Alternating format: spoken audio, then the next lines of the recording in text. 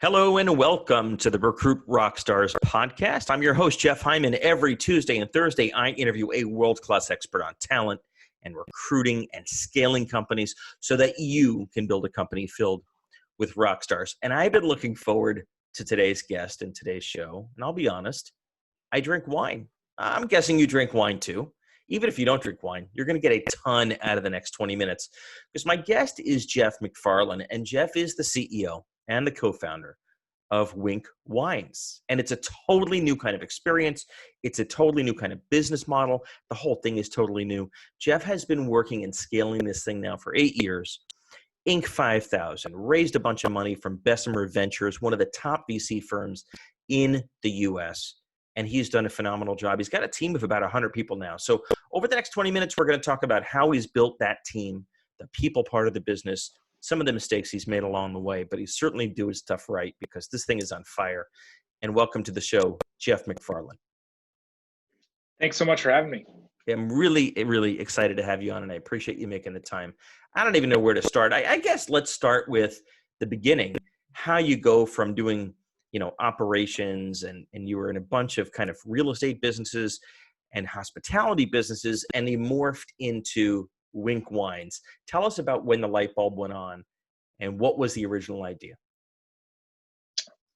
So I think being in real estate development and hospitality, it really is about creating experiences for people. If you're designing real estate, it's about where people are going to spend their time, whether it be their office or living, and really wanting to create an amazing experience for people. And the same is true for hospitality, and that's really at like the heart of my passion. You're an experience guy. That's what I love. Yep.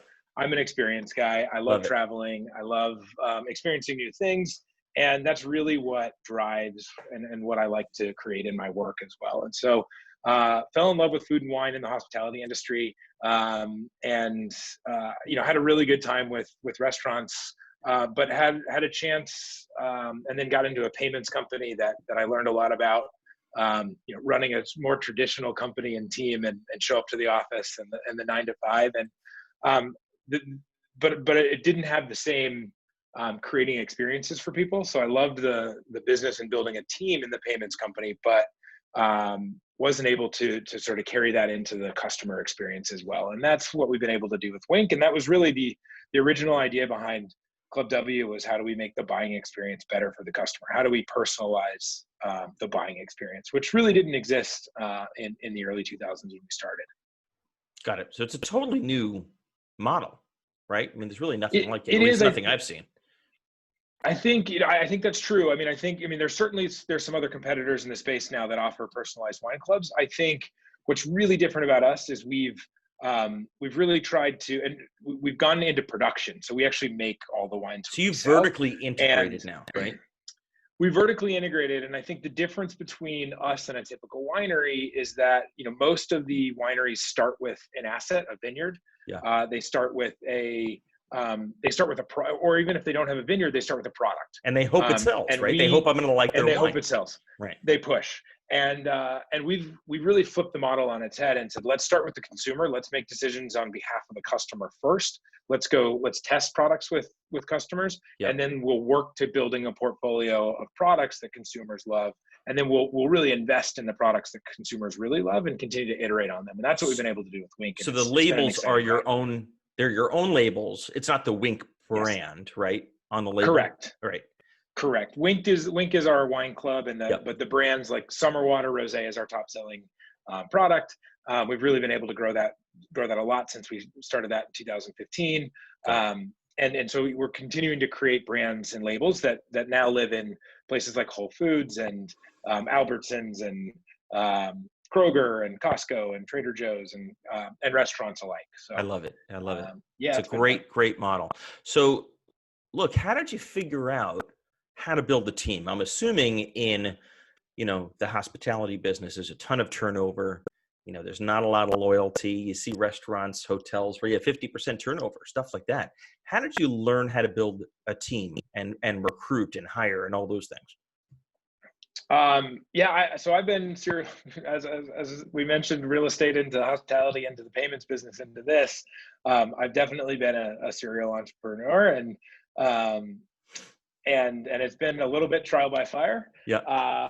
And a lot of reading books, a lot of asking people, inviting board members, etc. And really learning a lot. But I think at the end of the day, it's really about building a community, and a community is based on a set of beliefs, and that set of beliefs and values that create that underlying value system that you're all building a community to take people on a journey to go somewhere, create some solution, and then you're going to agree on the values and the behaviors that you're going to all operate within to get there. And then that community building is at the core of whether it's a restaurant, a payments company, or a wine business. Having everyone believe in, where are we going and why are we going there? And but not every leader puts that first. Let's be honest, right? You somewhere along the line figured that out. I always haven't put that first. When did you make that change? When was it? An event or a day or a mentor that made you say, you know what? I got to look for the DNA in the community first, not that person's competencies and skills. Yeah, I think, I think that I'd say it's been probably over the last 3 years. There was a long time where it was skill set. There was also a long time, I think, I'm 37 now. I'd say that's even harder in your 20s. Yeah. I think, ego gets in the way. You're making decisions based on yourself versus the betterment of the community. Those are a lot of mistakes that you learn through, through hard mistakes times. Through mistakes. Yeah. Exactly. And so, I think that it was a lot of those mistakes adding up to realize that, and then once you make that shift, I think, one, it makes everything a lot easier. Yeah. But two, you realize that the decisions that you make when you're selfish are very it has the opposite effect of what you want them to have anyway. You're really screwed. So you're really screwed. So, it ends up being a net, it's not a zero sum game, right? Everyone really benefits on building for each other. And that's the basis of a positive, good community that people want to be part of. And just to be clear, when you talk about community, you mean community of your team, not community of customers. Correct.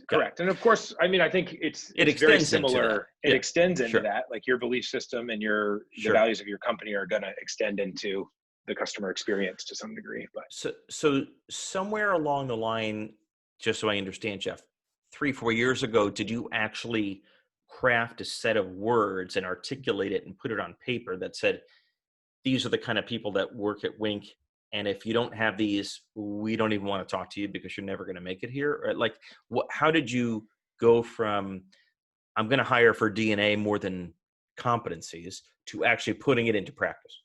Yeah. So so I took over as CEO 2 years ago. Okay. Before that, I was founder and COO, CFO, and I led the payments company before that, and led the hospitality company as well. So I've been in the CEO role before 2 years ago.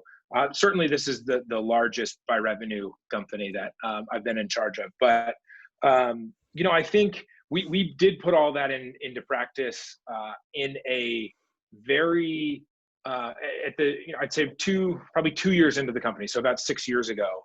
But we did it in a very input way versus building it with the team and the entirety of the team, and then the leadership team. Mm-hmm. And I think we really went through and had to redefine that last year with our overall leadership team, and we've really been building off of that. What happened last year that made you think you had needed to revisit it? It's been the 2018 and 2019 we really had explosive growth from 2013 till 2017. Yep. And then we had to make a shift for some financing reasons in 2018 to run the business more EBITDA positive, and that didn't allow us to invest in the company in the way we should, which made 2019 a year where we really had to dig deep and find solutions and have the team rally around what made Winc great, and how are we going to really grow this thing into the future.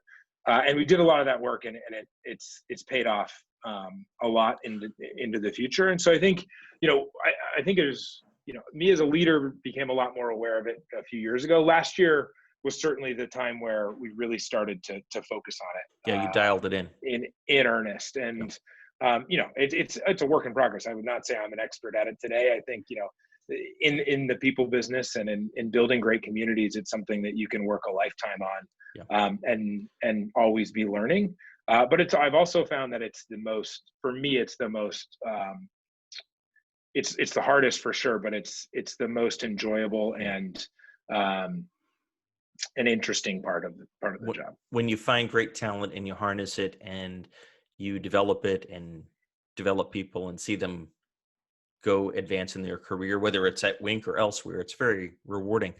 What's an example, just for the listener, of one of the characteristics that you and your team decided was non-negotiable? Do you call these values or DNA? What do you call them? We call them beliefs. Beliefs. Okay. Can you give an example of one? And then how do you assess or interview candidates for that belief to know that they actually have it and live it and breathe it versus they're bullshitting you in an interview? Yeah. So I think, the foundation of the team and the community that we want to build is really based on trust. Without trust, people can't be vulnerable. Without people being vulnerable, you can't, people just act in ways that are not going to be functional as a team, which leads to healthy conflict, which I think is like the number one important thing to getting to good ideas and getting to a better company. Like, you sound like a student of Pat Lencioni. Did you read Pat's stuff? I have read Pat Lencioni stuff. So he was my first coach when I first started in the business. Before his first book, he was my first coach before people knew Pat Lencioni. And you're right, Geoff. He talks about the need to be vulnerable, which leads to trust. And so many leaders can't be vulnerable. It's amazing. Absolutely. And then, but without either of those things, you can't have healthy conflict. And I think and that's the number one thing that I think leads to, I also love, I really enjoyed Ray Dalio's principles, and a good team making decisions based on good arguments is how you make better decisions. Everyone's going to come with blind spots and views of what's the best decision is, and being able to talk through those issues is where you get somewhere. And so to go back to your question around an interview, I think it's hard, but I think the more you press and you push to see if you can to a place where you're having a good argument in an interview, that's something we try hard to push for. That's interesting. So let's flesh that out. So you're putting the candidate in a situation where there's a healthy, respectful disagreement to see what are you looking for in that discussion? Looking for, people that aren't going to get defensive, that they can be vulnerable, that they can, and look, you have to, when we do this, it's not like we just try to start an argument. Of course. The point of it is to, is to start with talking about our beliefs and what's important to us here at the company, and then try to dig in and make sure that, there's alignment around that. And I think that there's a lot of people that just don't enjoy conflict. And then there's a lot of people that aren't willing to be vulnerable. And those two things make you not a very good fit for our culture. So I get the healthy conflict. How, before you choose to hire someone, can you assess whether they're vulnerable? Are you looking for me in the interview to cry about my puppy who died? Or like, how do you get to that in a predictable, consistent way? Yeah, that's a very good question. I still don't know that we're I think hiring for great people is probably the number one hardest thing to do. Sure. I think even people that are really good at it are, hit rates are 50, 60, maybe 65%. And so Absolutely. I think the mistakes that I've certainly made, that I think we're getting better at, are also just deciding, after a short period of time when someone's not a right fit, to exit them, because it's better for them and better for us. Yeah. Have you figured out how long that period of time is? How long before you really know you made a mistake? I think it's I think it's sooner than most people would admit. I think it's a 2-3 weeks, maybe a month. Yeah. Yeah. I think It's it's not a fast. year, right? It's definitely not a year. And I think every single time, but most of the people wait 6 months or a year. And I Of think course. and I have done that. I've had to learn the lesson more than once. And Yeah. that's certainly And something I every try to time, I'm pride assuming myself on. you regret waiting every time. Every single Yeah. time. No, I think waiting to not remove people that are not the right fit for your company is so bad for your company. It's also really bad for the person because they're wasting time in a community that they can't grow in as well. And there's probably a company out there where their personality is a great fit. Yeah, they just got to find a home, right? So Exactly. So you know this, Geoff. We all, as leaders, hate having those discussions. We wait, we procrastinate, we make excuses because we hate doing it. What have you learned to be the most respectful uh, way to have that discussion with someone who's not a bad person and not even doesn't have the skills? They're just a mismatch with the DNA or the beliefs as you describe them. You made a mistake. You made a hiring mistake.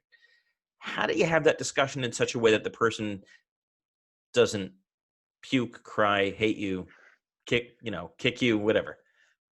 Yeah, I mean, look, if they're not a good fit for the culture, sometimes it's not easy to not end up in a situation where that person is unhappy with the overall that discussion.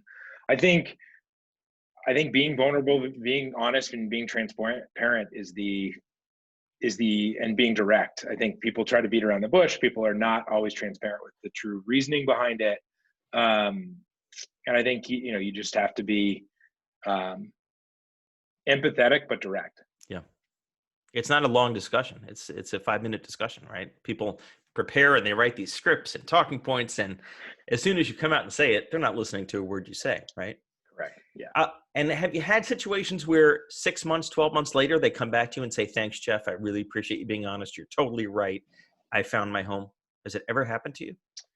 I don't. I mean, I'm sure it's happened with someone amongst our team. I don't think that's happened with me directly. Yeah. But I know that for the company, it's always been internally. We've always said, "Man, that was the right decision." Things are so much better. Like there's almost never a regret of someone that didn't fit with the overall company. Other than why did we wait so long? Other than why did we wait so long? Let's shift gears to this war for talent, right? We're at the lowest unemployment rate in 50 years. You're based in Los Angeles, although you have folks really across the country. Where are you finding your best candidates these days? Good question. I think good talent begets good talent. So the first few hires, and as you start to really focus on building out your leadership team, it's really important to find the right people initially, because that will multiply on itself. Your first 10, you're going to hire your next 100, right? Exactly. Yeah. And so, and good people won't put up with not good people. So I think that's the most important thing you can do. Yeah. And then I think if you have a strong culture, I think again, it all starts with strong culture and a strong community. And if you have that and a belief system that, that everyone buys into and it works, then it's going to be much easier good people are going to want to join in on being part of that. And they're going to want to stick with you when things are more challenging as well. It almost becomes a talent magnet, doesn't it? Like a self-reinforcing cycle. Exactly. And do you have some kind of employee referral program where employees can come to you and say, "Geoff, this Rockstar makes sense for this role"? Or yeah. I mean, we certainly try to reinforce that. I think we don't have a specific program where we're and we're not growing at such a rapid pace where it's like we're adding 5 or 10 new people a month. Yeah. Or Amazon's. Yeah. 1,600 people, I think is whatever I heard. It was crazy, but so we're certainly not in that predicament. So I think that good community and good. I keep on going back to it, but it's where it's sort of the foundation for what we build everything off of. I love it. Well, Geoff, I can't give you enough credit. You've been at this for a while is clearly not a overnight success, but you have done some big stuff. I love it. I'm going to become a subscriber. For people who do want to become a subscriber and learn more about Winc Wines, how can they get in touch and learn more about it? Yeah, we're www.winc.com. And from there, you can gather information about all of our brands and become a wine club member if you're interested in seeing all of our exclusive direct consumer brands. You also can pick up Summer Water, Folly of the Beast, Pinot Noir as well at Whole Foods or Albertsons or Kroger. So wherever good wines are sold, right? Wherever good wines are sold. Does Amazon even sell wine or not yet?